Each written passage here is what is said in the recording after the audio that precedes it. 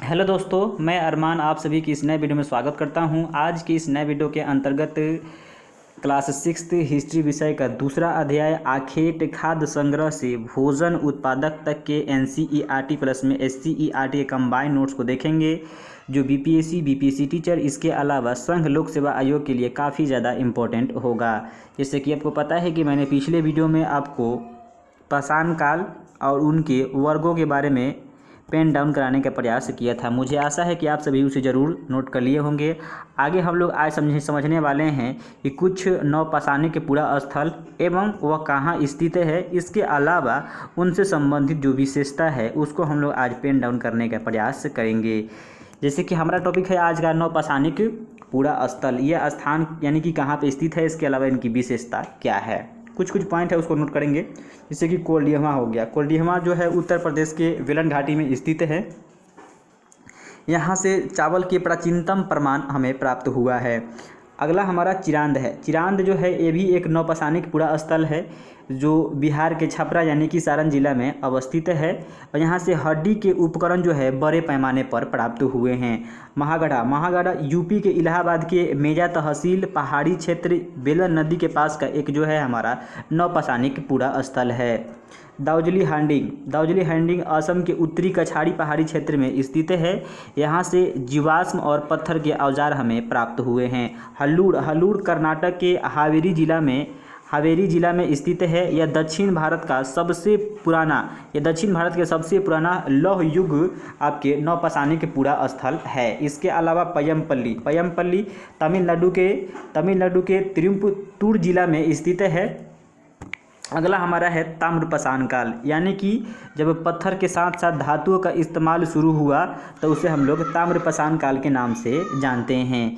धातु में सबसे पहले तांबा का प्रयोग किया गया। यह मानव द्वारा सबसे पहला धातु जो है खोजा गया है। इसके अलावा इसमें हम जानेंगे कि तांबा यानी कि तांबे प्लस में जास्ते मिलाकर हम लोग कांसा एक मिश्र धातु तैयार करते हैं। काफ़ी इंपॉर्टेंट है, कई बार ये एग्जाम में आ चुका है कि तांबे प्लस में आपके जास्ते के निर्माण से किस मिश्र धातु का निर्माण होता है, तो कांसा मिश्र धातु का निर्माण होता है। इसके बारे में हम लोग समझेंगे सिंधु घाटी सभ्यता में। तो सिंधु घाटी सभ्यता में जो है एक कांस्य युगीन सभ्यता थी, एक जो है उनकी विशेषता है, उनके बारे में हम लोग अगले चैप्टर में समझेंगे। इसके अलावा ताम्रपाषाण काल को हम लोग चालकोलिथिक युग के नाम से भी जानते हैं। इसके अलावा नवादा टोली मध्य प्रदेश में स्थित है। यह एक ताम्रपाषाणिक पुरा स्थल है जिसकी खोज ने HD संकालिया ने किया था। इसके अलावा आरंभिक मानव इधर उधर जो है घूमना पसंद करते थे। इनका कारण क्या था, तो सबसे पहले इसमें पॉइंट है आखेटक खाद्य संग्राहक कहते किसे हैं, तो आज से लगभग 20 लाख साल पहले के आरंभिक मानव को आखेटक खाद्य संग्राहक के नाम से हम लोग जानते हैं। इनका जो काम होता था, ये भोजन को इंतजाम करने की विधि के आधार पर जो है आरंभिक मानव को आखेटक खाद्य संग्राहक के नाम से हम लोग जानते हैं। यानी कि भोजन के जो इंतजाम करने की विधि है, इन्हीं विधि के नाम पर जो है इनका ये नाम रखा गया है, आखेटक खाद्य संग्राहक। इसके अलावा अगला हमारा पेज पे चलेंगे। अगला हमारा पेज इसमें है आखेटक खाद्य संग्राहक समुदाय एक जगह से दूसरी जगह यानी घूमने के उनके कारण क्या थे, यानी कि एक जगह से दूसरे जगह जाने के कारण क्या थे। तो सबसे पहला इसमें हमारा कारण है कि भोजन की तलाश में एक समय पर यानी कि एक जगह पर अधिक समय तक रहते थे, जिसके कारण उसके आसपास के क्षेत्र में जितने भी जंगल थे उन सभी जंगलों से जो कंदमूल थे वो सब खत्म हो जाते थे। तो इसीलिए जो है वो भोजन के तलाश में जो है एक क्षेत्र से दूसरे क्षेत्र में प्रस्थान कर जाते थे। इसके अलावा जानवरों के शिकार करने में कभी कभी क्या होता है कि जानवर के पीछे पीछे जो है बस चलते चल जाते थे, ठीक है, और जहाँ गए वहीं पर जाकर रहना शुरू कर दिया। तो जानवरों के शिकार करने में भी वो एक जगह से दूसरे जगह जाते थे। इसके अलावा मौसम के अनुसार फल आने पर उन सभी को पता होता था कि जो है किन मौसम में जो है किस और जो है कौन सा फसल लगता है। तो मौसम परिवर्तन के अनुसार भी जो है आखेटक खाद्य संग्रह के समुदाय के लोग जो थे एक जगह से दूसरी जगह जो है प्रस्थान कर जाते थे। इसके अलावा सबसे इम्पोर्टेंट पानी की तलाश में जो है वो इधर उधर घूमा करते थे। जब गर्मी का मौसम होता था यानी कि जो नदियाँ झीलें तालाबें थी वो जो है सूख जाती थी, इसके लिए जो है उन्होंने जो है इधर उधर जो है घूमना प्रारंभ किया था। अगला है कि आरंभिक मानव की जीवन शैली कैसी थी। जो आरंभिक मानव थे उनकी जीवन शैली कैसी थी। तो आरंभिक मानव जो थे वो 20 से 30 छोटे छोटे झुंड में रहते थे। 20 से 30 लोगों के जो एक झुंड होता था, उसी झुंड में आरंभिक मानव रहते थे। इसके अलावा आपका हिरन हो गया, भैंसा हो गया, खरगोश हो गया आदि जानवर को वो शिकार करते थे। कहीं कहीं इसमें लिखा गया है कि जो जंगली जानवर होते थे उनका भी शिकार किया जाता था, लेकिन खासकर इसमें हिरन, भैंसा और खरगोश का शिकार जो है अधिक जगह आपको देखने को मिलेगा। नदियों तथा तालाबों से जल, इसके अलावा मछली का भी उन्होंने कार्य किया, यानी मछली पकड़ने का भी कार्य करते थे। वस्त्र के रूप में पेड़ों के छाल तथा पत्तियों से अपने तन को जो है ढकते थे। इसके अलावा जो जानवरों को खाल होते हैं उनसे भी जो है अपने तन को ढकने का प्रयास करते थे। इनका मुख्य कार्य था भोजन इकट्ठा करना। मैंने आपको पहले बता दिया था कि जो भी आखेटा के साथ खाद्य संग्रह संबंधित जो आपके समुदाय थे उनका मुख्य कार्य क्या था, जानवरों के भांति जो है अपना पेट भरना। तो इनका मुख्य कार्य था भोजन को इकट्ठा करना। इसके अलावा इसमें देखा जाए तो इनका और भी कार्य था, जैसे कि लकड़ी, सीप और हाथी दांत से ये मालाएं बनाते थे, यानी जो माला होता था उसको गूंथते थे। इसके अलावा ये चित्रकारी के काम भी करते थे और चित्रकारी में गाय, भैंस, बैल तथा हिरण के इन्होंने चित्र बनाया है। कई जगह इसके प्रमाण देखने को मिले हैं। इसके अलावा ये सब मिलजुल कर जो है अपने आप मतलब कि नाचते थे, यानी कि नृत्य किया करते थे खुशी में। अगला हमारा है कि जंगल से मीठी जड़ एवं कंदमूल में आलू हो गया, शकरकंद हो गया, इन सबको जो है इकट्ठा करते थे। इनका मुख्य भोजन हमारा मांस था, यानी जो भी आरंभिक मानव थे, आदि मानव, जिन्हें हम लोग आदि मानव के नाम से जानते हैं, उनका मुख्य भोजन मांस था। इसके अलावा जंगल हो गया, जंगल से संबंध समझते हैं तो जो शिकार करने जाते थे तो उसमें जो है पुरुष का झुंड होता था, लेकिन जो अनाज हो गया जैसे कि आलू हो गया, शकरकंद हो गया, इन सब चीज़ों का जो इकट्ठा करने वाला झुंड होता था उसमें जो है अधिकतर महिलाएं होती थी। अगला हमारा है पैसरा जो है हमारे बिहार के मुंगेर में स्थित है। यहाँ से जो है आरंभिक मानव से संबंधित पुराने मानव के औजारों की तरह जो है औजार प्राप्त हुए हैं। संभवतः यह जो है आवास तथा निर्माण स्थल था। काफ़ी ये इम्पोर्टेंट है।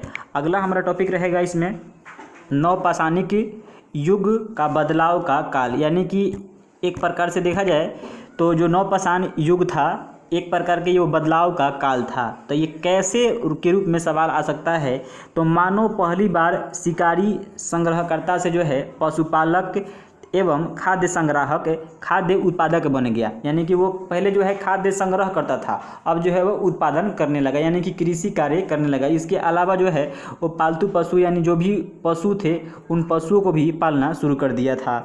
और एक इम्पोर्टेंट बात, आरंभिक गांवों का विकास एवं संगठन का निर्माण होने लगा नवपाषाण काल में ही। इसके अलावा जो नवपाषाण काल के औजार थे वो अधिक मजबूत, इसके अलावा चमकदार और धारदार हो गए थे।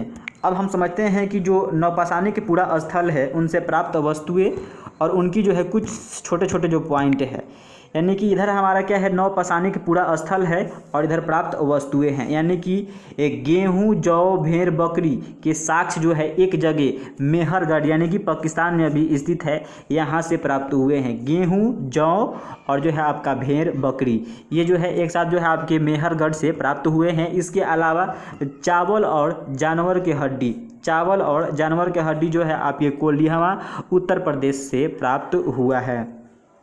चावल और जानवर के खूर के निशान यह मेहरगढ़ से प्राप्त हुआ है। गेहूं, दलहन, कुत्ता, भेड़, बकरी ये बुर्जोहम यानी कि कश्मीर से प्राप्त हुआ है। गेहूं, चना, जौ, हड्डी बड़े पैमाने पर, यानी कि जो हड्डी के उपकरण थे वो बड़े पैमाने पर चिरांद से प्राप्त हुए हैं, जो कि बिहार के छपरा जिला यानी कि सारण में पड़ता है। ये कई बार ये एग्ज़ाम में आ चुका है, खासकर बीपीएससी के एग्ज़ाम में। इसके अलावा काला चना, ज्वार, बाजरा, भेड़, सूअर, इन सभी चीज़ की जो हड्डी है यानी कि जो साक्ष्य हैं ये पयमपल्ली से प्राप्त हुए हैं। और कुछ इसकी विशेषता है मेहरगढ़ से संबंधित पुरातत्वविदों ने मेहरगढ़ में जो है प्राचीन काल के या जो भी स्तर हैं उन्हें 7 स्तर प्राप्त हुआ है। अब ये स्तर क्या होते हैं, यानी कि जो स्तर मतलब कि जैसे कि मान लीजिए 1 2 3 4 5 6 7 को ये स्तर हो गया, ठीक, यानी कि एक स्तर में जो है एक संस्कृति उदित हुई और फिर वो समाप्त हो गई, फिर जो कोई दूसरी संस्कृति आई यानी कि उसी को हम लोग स्तर बोलते हैं। ये स्तर क्या होता है, यानी कि एक एक करके जो है कई संस्कृतियाँ उदित हुई, इन्हें ही हम लोग स्तर कहते हैं। समाप्त होने पर दूसरी संस्कृति का उदय हुआ। तो मेहरगढ़ में ऐसे ऐसे जो है 7 स्तर जो है प्राप्त हुए हैं। पहली 3 स्तर जो है नवपाषाण काल से संबंधित है। इसके अलावा जो जितने भी 7 स्तर हैं, प्रत्येक स्तर से कृषि उत्पादन और पशु में भेड़ बकरी के पालने के साक्ष्य प्राप्त हुए हैं। अगला हमारा पॉइंट है चिरांद। चिरांद क्या है, तो चिरांद ये अभी पता है आपको कि चिरांद बिहार के छपरा जिला यानी कि सारण जिला में पड़ता है।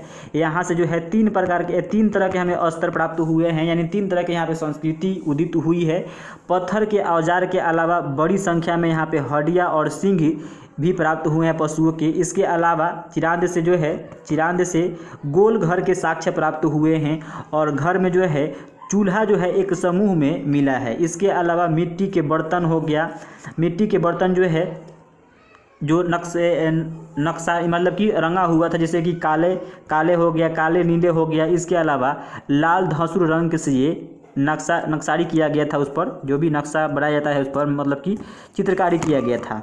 इसके अलावा चिरांद से जो है मिट्टी के खिलौना, इसके अलावा धान गेहूं मसूर के साक्ष्य मिले हैं। और कुछ जो है हमारे मैप में दिया गया है सवाल, यहाँ से सवाल बनता है कि निम्नलिखित में से कौन जो है नवपाषाणिक पुरा स्थल नहीं है, इसके अलावा पूरा पाषाणिक स्थल नहीं है चुनने के लिए। तो यहाँ पे सबसे पहले यहाँ पे दिया गया है महापाषाणिक पुरा स्थल। तो जो आपके आदि चल्लूर है ये तमिलनाडु में स्थित है और इसमें ब्रह्मगिरी कर्नाटक के चित्रदुर्ग जिले में स्थित है। और यहाँ पे एक हमारा पॉइंट है आरंभिक गांव। तो सबसे पहला जो आरंभिक गांव था वो इनाम गांव था। यह महाराष्ट्र में जो देखा जाए तो महाराष्ट्र में एक ताम्रपाषाण युगीन एक स्थल था। इसके अलावा आधुनिक नगर कौन थे, तो पहला आधुनिक नगर जो है हमारा मुंबई और आपका कलकत्ता। इसके अलावा पूरा पाषाणिक पूरा स्थल, तो इसमें हो जाएगा हमारा भीमबेटका जो है आपके मध्य प्रदेश में पड़ता है, जाकि मध्य प्रदेश के रायसेन जिला में। इसके अलावा हुसंगी हो गया, हुसंगी जो है कर्नाटक में है।